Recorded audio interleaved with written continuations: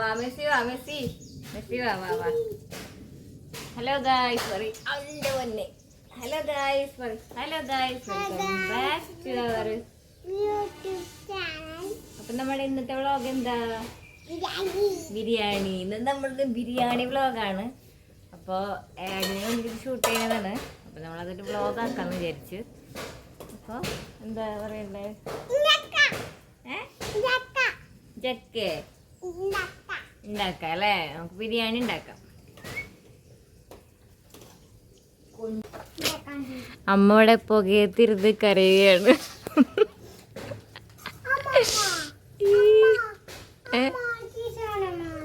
ഏത് സാധനം വേണ്ടത് കുഞ്ഞിന്?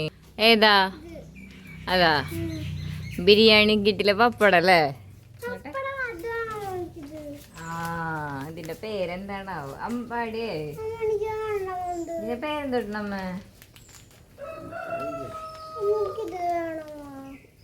വറക്കണ? ഓക്കെ, അപ്പൊ നമുക്ക് വറക്കാം. ഇപ്പൊ ബിരിയാണിയിൽ കഴിക്കണ്ടേ? ഇപ്പൊ കഴിച്ചാ മതിയാ? ഓക്കെ, ഉണ്ടാക്കാം. പിടിക്കൂ. അതിന്റെ പേരെന്തൊട്ടാ അമ്പാടിയേ? അതിന്റെ പേരെന്തൊട്ടാ? പേരൊന്നില്ല. ഓക്കെ, വാ പോവാ. ബിരിയാണിക്കുള്ള റൈസ് നമ്മൾ വേവിക്കുന്നത് പുറത്ത് അടുപ്പിൽ വെച്ചിട്ടാണ് കേട്ടോ. Super baby.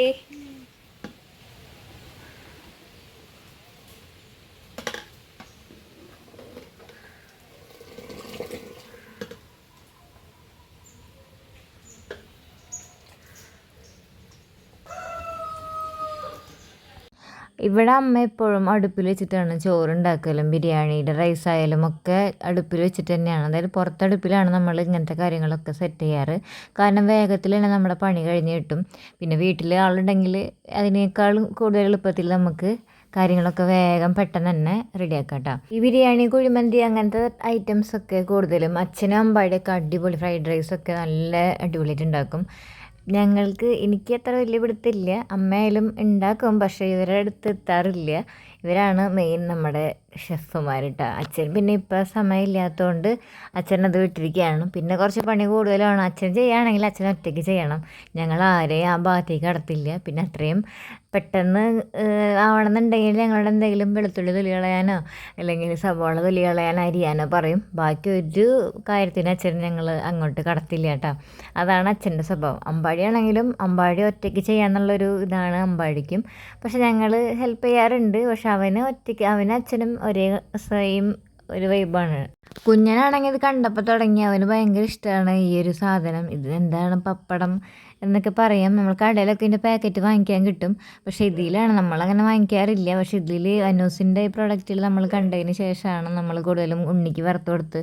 പിന്നെ അവനത് ഇഷ്ടമായി. അപ്പോൾ അവൻ കണ്ടപ്പോൾ തന്നെ മനസ്സിലായി ഈ സംഭവം.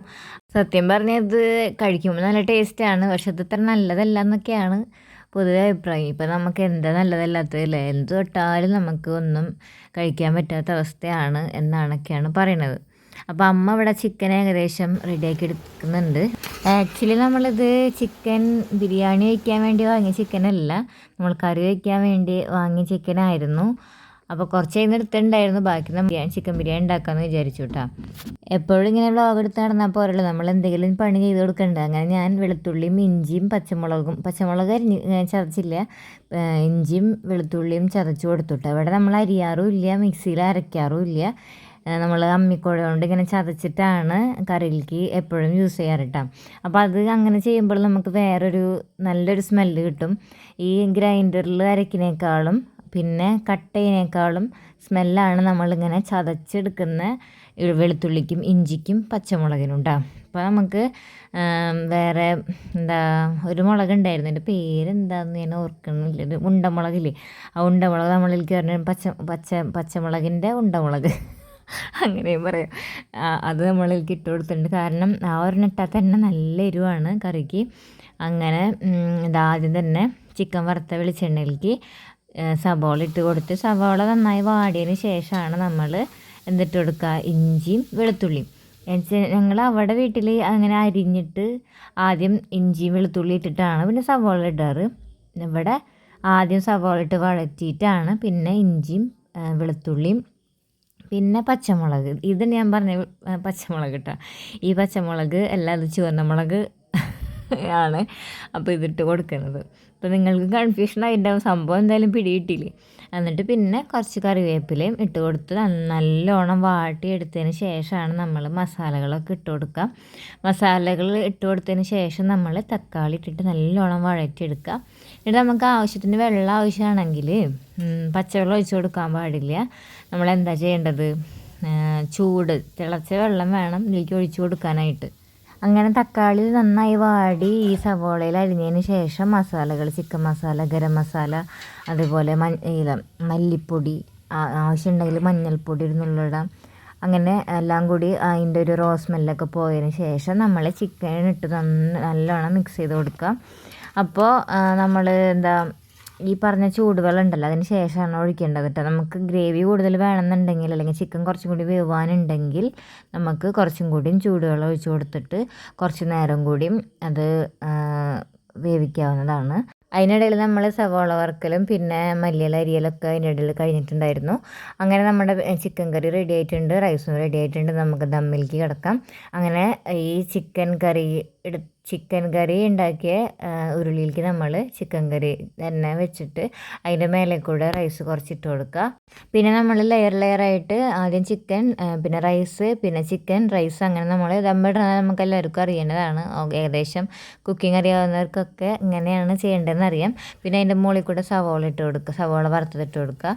പിന്നെ മല്ലിയില, മുന്തിരി, പിന്നെ അണ്ടിപ്പരിപ്പും ഒക്കെ കുറച്ച് നല്ലോണം വറുത്തെടുത്തതിന് ശേഷം ഇതിൻ്റെ മേലെ ഇട്ട് കൊടുക്കുക. എന്നിട്ട് അതിൻ്റെ മേലെ നമ്മൾ മൂടി വെച്ചിട്ട് ഞങ്ങൾ അമ്മിക്കോഴയാണ് വയ്ക്കുന്നത്.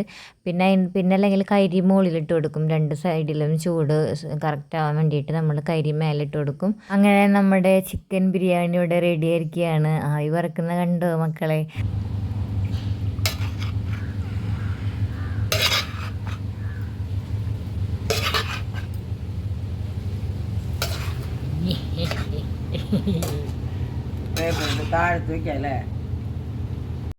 ഇതൊക്കെ കാണുമ്പോൾ സത്യം പറയാൻ എനിക്ക് അവനോട് കുശുമ്പ് തോന്നാറുണ്ട്. കാരണം ഇവന് ഇത്രയും നല്ല വൃത്തിക്ക് ഇതൊക്കെ ചെയ്യുന്നുണ്ടല്ലോ എന്നുള്ളത്, ഇതൊക്കെ എങ്ങനെ പഠിച്ചു ഒരിതുണ്ട്. കാരണം പണ്ട് തൊട്ടേ അമ്മ അവനെ വെച്ചാൽ ഒന്നും വേണ്ടെന്ന് പറയാറില്ല. ഒക്കെ ചെയ്തോ, ഇഷ്ടമുണ്ടെങ്കിൽ ചെയ്യുക, അങ്ങനത്തെ ഒരു ഇതാണ്. നമ്മളോടൊന്നും നോ ഒന്നും പറയാറില്ല. അപ്പം നമുക്കത് അവനെ സംബന്ധിച്ച് അതൊരു ഇഷ്ടമായി. ചേട്ടനെ സംബന്ധിച്ച് ചേട്ടൻ്റെ ആവശ്യങ്ങൾക്ക് മാത്രം അറിയാം, കാര്യങ്ങളൊക്കെ അറിയാമെങ്കിലും ആവശ്യത്തിന് ഒക്കെ യൂസ് ചെയ്യാനായിട്ട് അറിയാം, എന്തൊക്കെ ചെയ്യേണ്ടതെന്നുള്ളതൊക്കെ വെക്കാനൊക്കെ അറിയാം. പക്ഷേ കൂടുതലും അമ്പാടിയാണ് ഓരോ എക്സ്പെരിമെൻറ്റുകൾ നടത്താറ് ഫുഡിൻ്റെ കാര്യത്തിൽ. പല വെറൈറ്റീസ് ഫുഡുകൾ ഉണ്ടാക്കാൻ ശ്രമിക്കാറുണ്ട്. അത് കാരണം ഞങ്ങൾക്കും ഇപ്പോൾ ഹോട്ടലിൽ പോയിട്ട് കഴിക്കേണ്ട ഒരു ഇതില്ല. കാരണം ഇവനെല്ലാതും ചെയ്യുന്ന കാരണം ഹോട്ടലിൽ നിന്ന് കഴിക്കാൻ നമുക്ക് ഇഷ്ടമില്ല. സത്യം പറഞ്ഞാൽ പേടിയാണ് കഴിക്കാനായിട്ട്. പിന്നെ നമ്മൾ അങ്ങനെ പുറത്ത് പോയി ഫുഡൊന്നും കഴിക്കാറില്ല. കഴിക്കണത് തന്നെ എന്തെങ്കിലും നമ്മുടെ ഷവർമ കഴിക്കാറ്, പിന്നെ KFC അങ്ങനെ ഇടയ്ക്കൊക്കെ കഴിക്കും. ഏട്ടൻ വരുമ്പോഴൊക്കെയാണ് നമ്മൾ പോയി കഴിക്കുക. പിന്നെ ചേട്ടൻ ഇടയ്ക്ക് വാങ്ങിച്ചിട്ട് വരും. അല്ലാണ്ട് നമ്മൾ എപ്പോഴും ഹോട്ടലിൽ പോയിട്ട് ഹോട്ടൽ ഫുഡ് കഴിക്കുക അങ്ങനത്തെ ഒന്നും ഇല്ല. നമ്മളെ വീട്ടിലൊരു അതിനേക്കാളും നല്ലൊരു ഷെഫ് ഉണ്ടെങ്കിൽ പിന്നെ നമുക്ക് അതിൻ്റെ ആവശ്യമില്ലല്ലോ. അമ്പാടി വീഡിയോ കാണുകയാണെങ്കിൽ അവൻ വിചാരിക്കും ഇവളെന്തെന്നെ ഇങ്ങനെ ഓവർ എസ്റ്റിമേറ്റ് ചെയ്ത് പറയണേന്ന് വിചാരിക്കും. ഞാനീ പറഞ്ഞതൊന്നും വെറുതെ അല്ല, വെറും വാക്കുകളല്ല കേട്ടോ, ഒക്കെ സത്യമായിട്ടുള്ള കാര്യങ്ങളാണ്. അപ്പോൾ നമ്മുടെ ബിരിയാണി റെഡി ആയിട്ടുണ്ട്. കുഞ്ഞനാണെങ്കിൽ ബിരിയാണിയുടെ ഭയങ്കര ഇഷ്ടമുള്ള ആളാണ്. എനിക്കും ബിരിയാണിയാണ് ഇഷ്ടം. കുഴിമന്തിനേക്കാളൊക്കെ ഏറ്റവും ഇഷ്ടം ചിക്കൻ ബിരിയാണി കഴിക്കാനാണ്. അങ്ങനെ നമ്മുടെ ഈ വ്ളോഗ് ഇവിടെ അവസാനിക്കുകയാണ്. അപ്പോൾ വീഡിയോ ഇഷ്ടമായാൽ സബ്സ്ക്രൈബ് ചെയ്യാനും ഷെയർ ചെയ്യാനും കമൻറ്റ് ചെയ്യാനും മറക്കരുത്. അപ്പോൾ അടുത്ത വീഡിയോ വരുമ്പോഴേക്കും ഗുഡ് ബൈ.